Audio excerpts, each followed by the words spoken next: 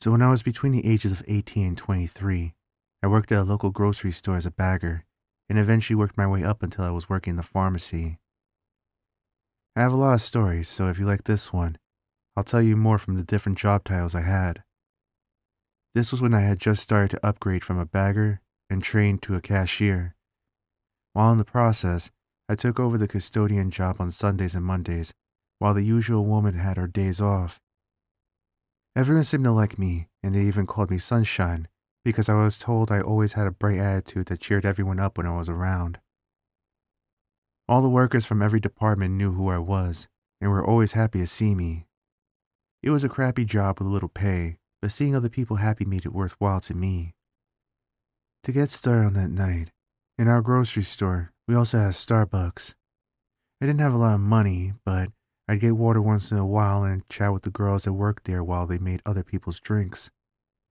We had a high turnover rate, so I always saw new faces, but I treat everyone the same, with a smile.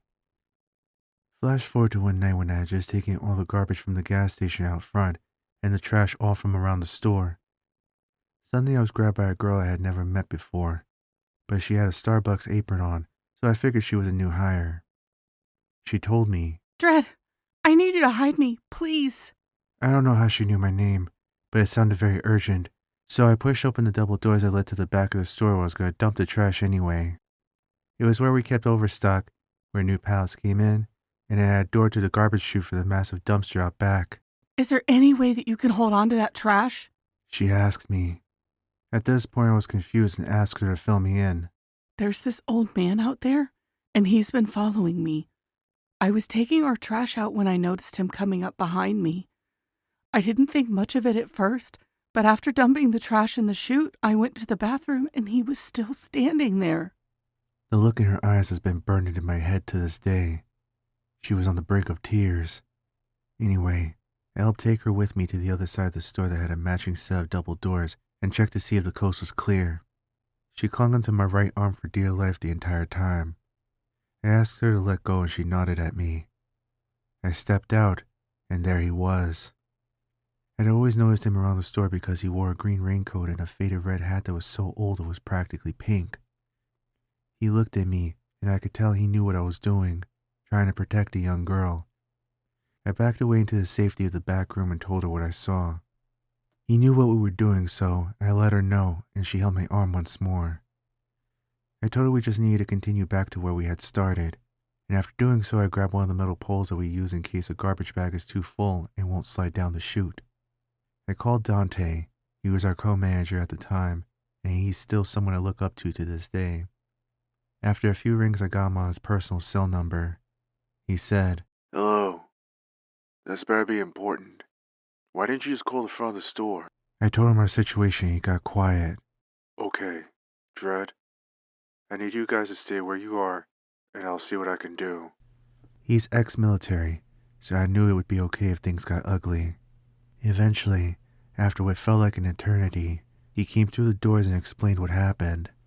The old guy got fed up with us staying back there, so he went back to where the Starbucks girls were and started taking pictures of them. He knew who I was talking about when I called, so that's why he hung up suddenly and went into action. We just couldn't believe that somebody could be so horrible. Most of the girls working there were between 16 and 18. He kicked the guy out of the store after making sure he deleted the photos. We were told we could go home early to calm down and rest. As we walked to the front of the store, I finally turned and looked at the girl's name tag so I could properly introduce myself. Hi, Grace. How did you know who I was? She let me know it was her first day, but she had already heard a lot about me. She started crying on my shoulder and thanking me. She was still clinging on to me just in case. Dread, I was so happy that you came along because I didn't know what to do. I'm only 16, and I don't know anybody here except my Starbucks manager. I was gonna call 911, but I left my phone in the kiosk. So when you came along, it was such a relief. I never really thought I'd ever get caught up in something like this, but I'm glad I'm known well enough that I could be there for someone in need. We stayed friends for the remainder of her time working at our store until she got a new job, and I always made sure to keep an eye out for him and made sure he never went near another girl again.